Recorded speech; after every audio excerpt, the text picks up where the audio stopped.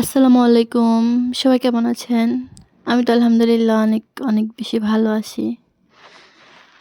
আজকে লাল শাক ভাজি করব আর একটা তরকারি রান্না করব। তো আমি শাকগুলা আগে একটু কড়াইয়ে দিয়ে ভেজে পানি শুকায় নিছি। এখন পেঁয়াজ রসুন ভালো করে ভেজে তারপর শাক দিয়ে দিব। তো শাকটা অনেক লাল ছিল। ছোটবেলায় যেরকম লাল টকটকে শাক দিয়ে ভাত খেতাম ঐরকম এই শাকটা ছিল। এটা আমি ভাজি করে নিচ্ছি। তো আমার ভাজি করা হয়ে গেছে এটা।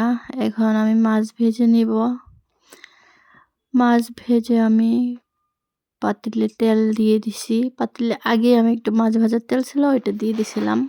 তো এখন তেল দিয়ে আদা, পেঁয়াজ, রসুন ব্লেন্ডার করে দিয়ে দিছি। এটা একটু ভাজা হয়ে গেলে আমি মশলাগুলো দিয়ে দিব।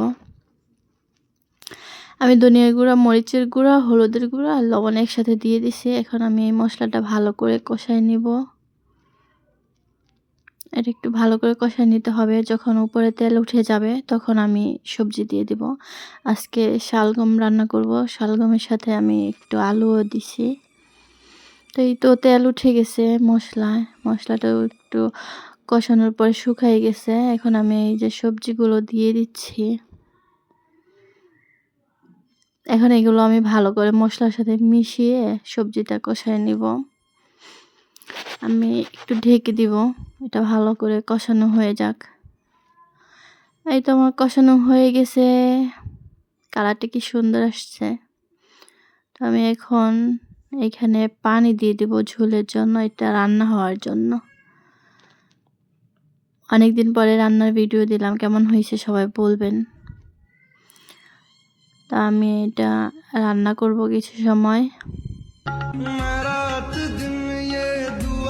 আমি এর ভিতরে মাছ দিয়ে দিছি, ক্লিপটা আমি নিতে ভুলে গেছি।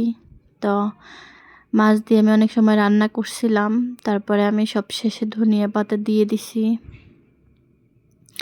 ধনিয়া পাতা দিয়ে আমি আর একটু জাল করব। তারপরে আমার রান্না শেষ।